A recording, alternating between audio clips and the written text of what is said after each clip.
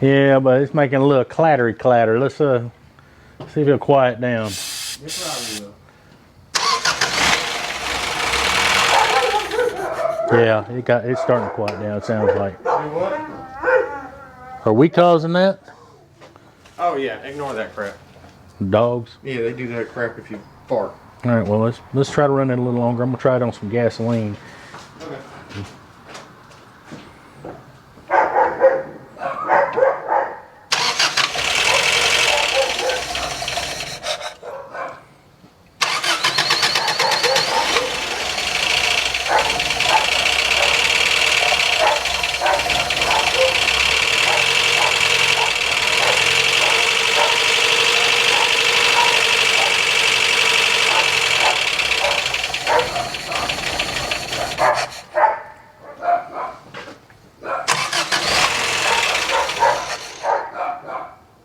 Go ahead.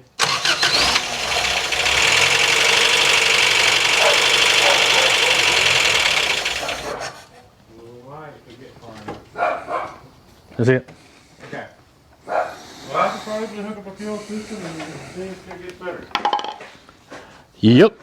I mean, it's running pretty smooth. It's just kind of a little noisy. It's got a little clatter, but It may just be characteristic of the engine. these things I want to say are, and there may be something you can do with a valve adjustment. Yeah, it could be just sloppy valves. That's another good point. I haven't been out here to hear it, so I couldn't judge that fairly from inside the car. But when I got the gas dribble fairly, consistent, it was it smoothed out, wasn't shaking. Yeah. All right. Well, let's hook it up. All right. Well, after much looking and much going around, this thing has an electric fuel pump, and at the moment we cannot figure out how to get power to where the fuel pump mounts. So we're going to try gravity feeding a little bit of fuel to the carburetor. Coax that little one off for me. Okay. I may have to pull out some pliers. You probably could do it by hand. That's fine, but I'm just getting my pliers a little more accessible.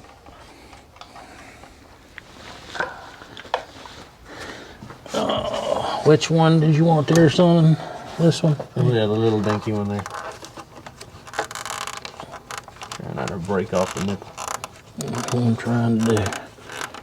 Come on. Oh, some PB.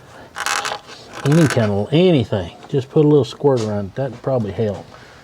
Just a dab. Where is it?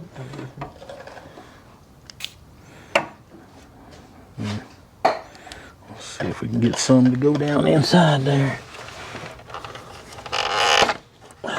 Just like that. Yep, that helped.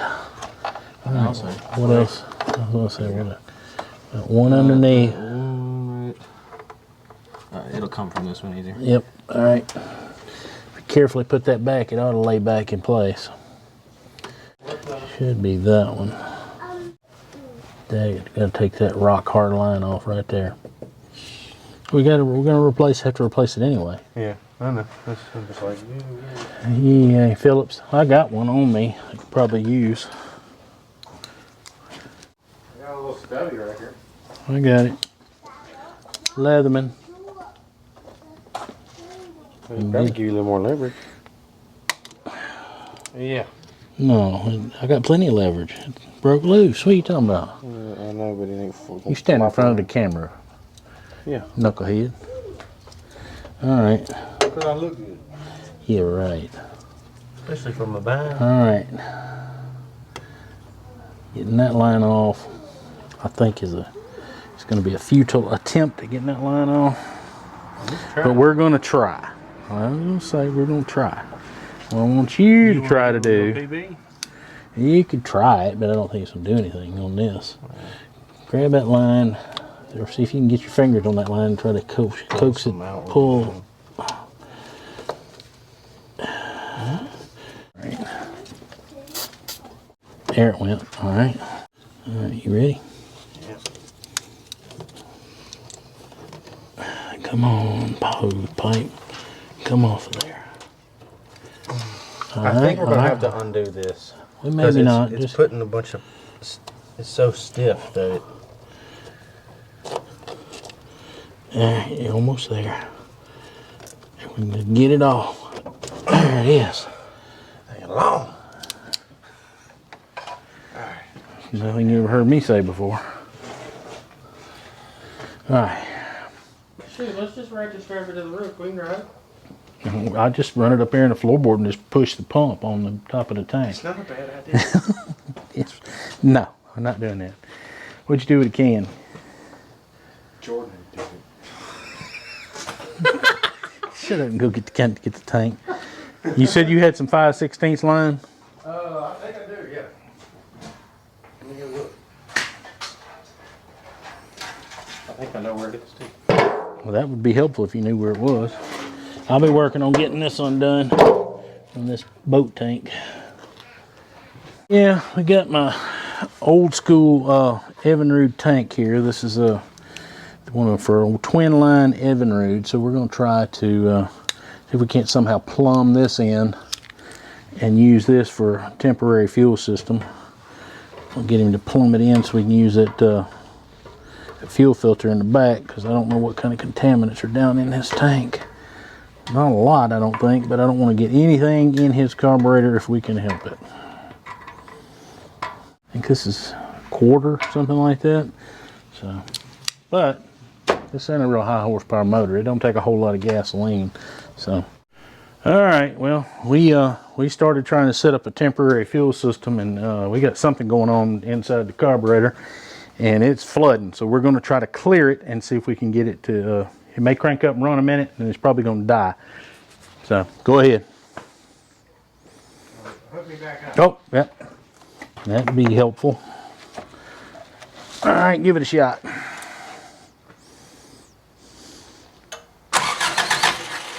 Just keep cranking on it.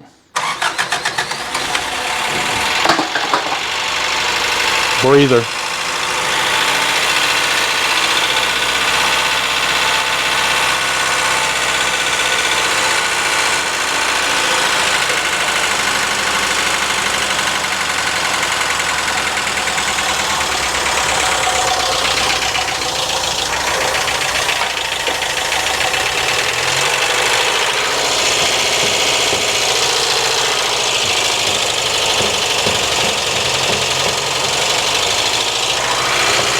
Hey, come on out. What are you doing? What do you say? Come on out here. Crank it back up, quickly.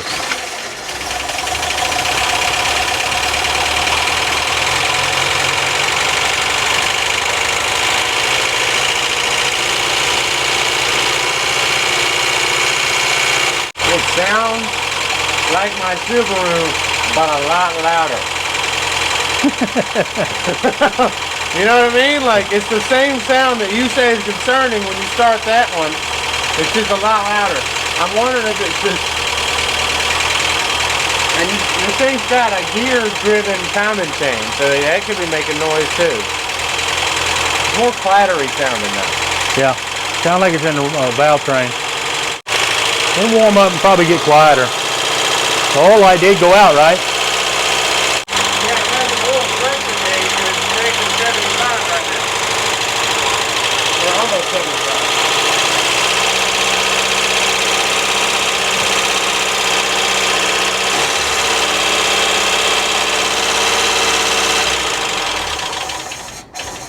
You shut it off? Yeah, I did. I was checking the oil pressure gauge and it just slowly fell, so I'm thinking it really is giving a genuine reading.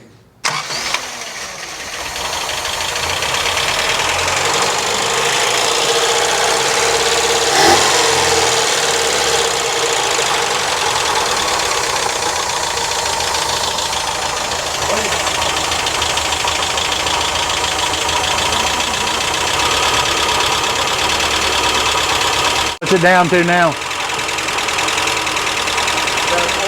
engine oil pressure? Let me look. Go right into a big gauge. Stand right there. There you look. Don't reach over in there.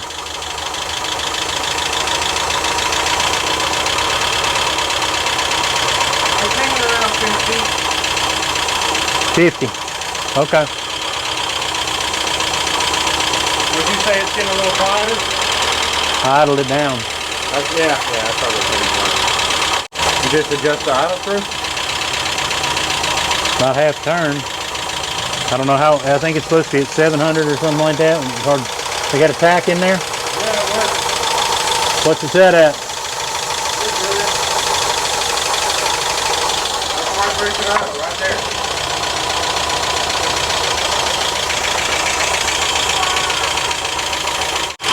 Every time I pump it, really feed it with fuel. I think float may be stuck. That's why I was saying we need to hit it. We might need to hit on it with a hammer. I think I found a good spot right Just here. be careful on the glass, because sometimes they use glass bowls.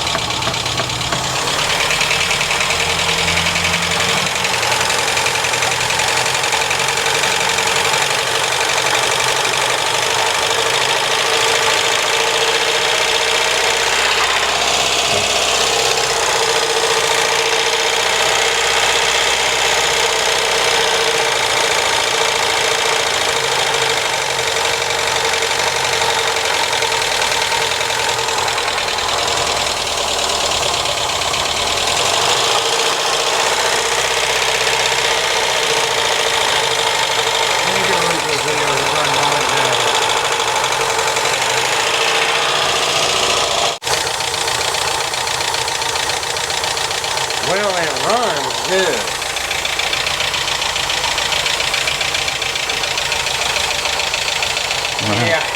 Yeah. How much longer it's going to run. Run for a while though. 'Cause I ain't pumped that in a while. What? I ain't pumped that tank in a minute. Let me see if that air compressor comes on.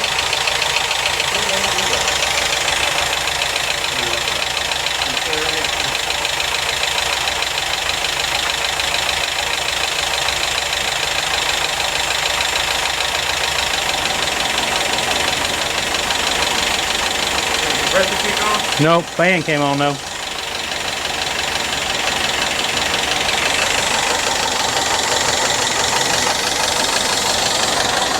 Leave it on. You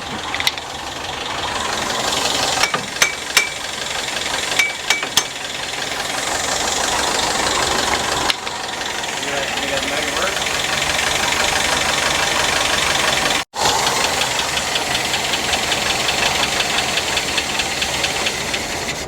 Finally run out of fuel.